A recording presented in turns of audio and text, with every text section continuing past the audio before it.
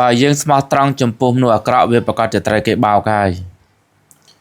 ទឹកចិត្តស្មោះត្រង់មនុស្សចង្រៃមនុស្សអាក្រក់មនុស្សខ្វាក់ចិត្តមើលមិនឃើញទេ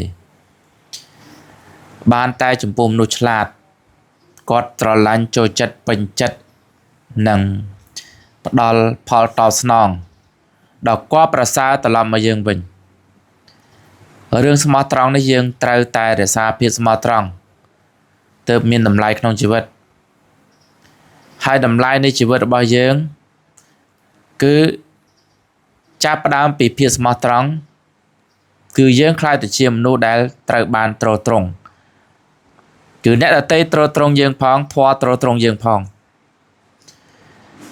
កុំបារម្ភអំពីរឿងបរាជ័យខ្សែធនការធ្លាក់ឲ្យតែយើងមនុស្សល្អពិតប្រាកដគង់តែនឹងមានការទ្រទ្រង់ដល់តែយើងខូចខលរប៉លរពោចទុច្ចរិតអានឹងមិនបាច់ចាំរោគអ្នកណាមកទ្រទ្រង់យើងទេទ្រទ្រង់មិនជាប់ទេដោយក្របខ្សាច់ដែលបោះចូលក្នុងទឹកវាប្រកាសជាលិចសេចក្តីល្អភាពស្មោះត្រង់របស់យើងវាប្រៀបដូចជាខ្លាញ់ដែលបោះចូលក្នុងទឹកវាអត់លិចទេវាអណ្ដែតភាពស្មោះត្រង់មានតម្លៃណាស់ដូច្នេះបានជាយើងឃើញថា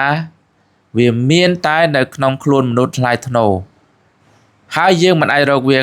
បាននៅក្នុងខ្លួនមនុស្សថោកទាបដូច្នេះយើងត្រូវតែរក្សានូវភាពស្មោះត្រង់របស់យើងគ្រាន់តែថាកុំស្មោះត្រង់ជាមួយនឹងពួកអាខូចស្មោះត្រង់ជាមួយនឹងមនុស្សទូទៅដែលជាមនុស្សល្អ